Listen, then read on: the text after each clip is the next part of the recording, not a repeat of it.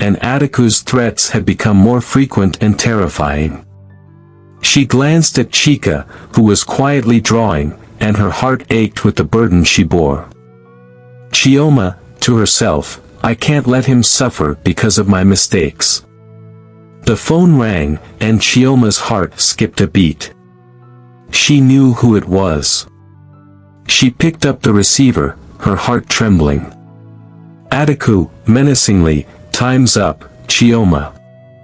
If you don't have my money by tomorrow, you'll regret it, I promise you." Chioma, pleading, "Please, I just need a little more time. I'll get the money, I promise. No more excuses. Tomorrow, or else, you will see my rage." Chioma hung up the phone, her mind racing. She knew she was out of options. That night, she couldn't sleep. She paced the small hut, trying to think of a way out of this nightmare. The next morning, she woke Chika early and dressed him warmly. Chika, rubbing his eyes, "Mama, where are we going?" Chioma, forcing a smile, "We're going on an adventure, my dear." She took him to the village square, trying to give him a normal day, but her mind was elsewhere. As Chika played with other children, Chioma's thoughts grew darker. She watched her son, his laughter like a knife in her heart, knowing she had to make a decision that would change everything. "Chioma," to herself, "I have to do this. It's the only way." That evening, after Chika had fallen asleep, Chioma sat by his bedside, tears streaming down her face. She took a deep breath and went to the kitchen, where she retrieved a large mortar and pestle. Her hands shook as she contemplated her next move. Chioma, whispering, "I'm so sorry, Chika.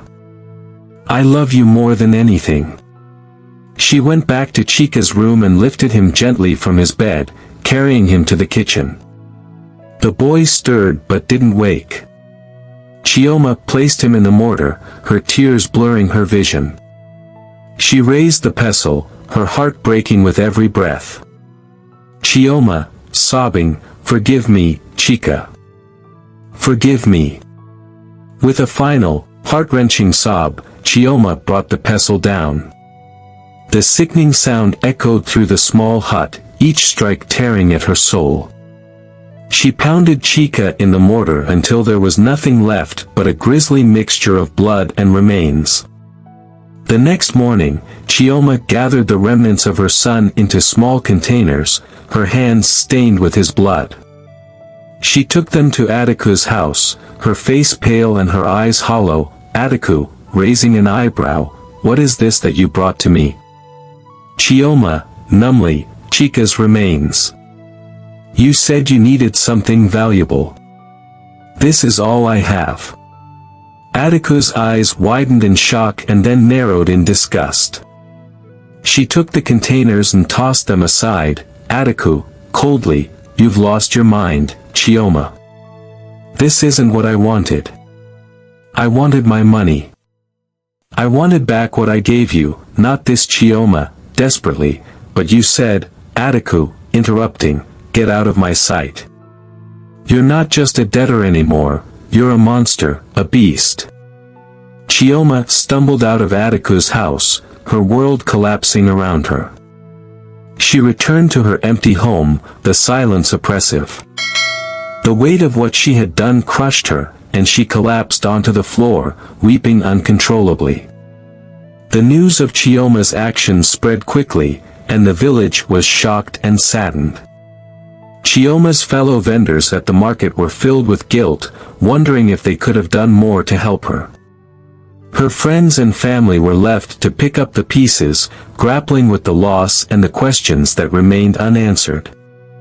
At Chioma's funeral, the small church was filled with mourners. The village priest spoke of forgiveness and the importance of reaching out to those in need. Chika's small coffin lay beside Chioma's, a heartbreaking testament to the tragedy that had unfolded. Priest, solemnly, Chioma was a woman who faced unbearable pressures. We must learn from this and ensure that no one else falls into such despair.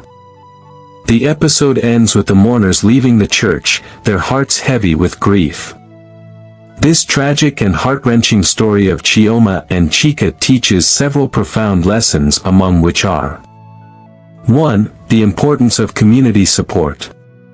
Chioma's isolation and lack of support from her community exacerbated her struggles.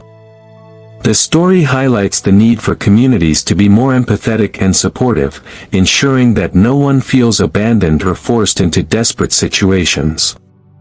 It serves as a reminder that offering help and compassion to those in need can prevent tragedies. 2. The dangers of debt and financial desperation. Chioma's predicament underscores the devastating impact of financial instability and the dangers of high-interest loans. It emphasizes the importance of seeking financial advice and exploring safer alternatives when in financial distress.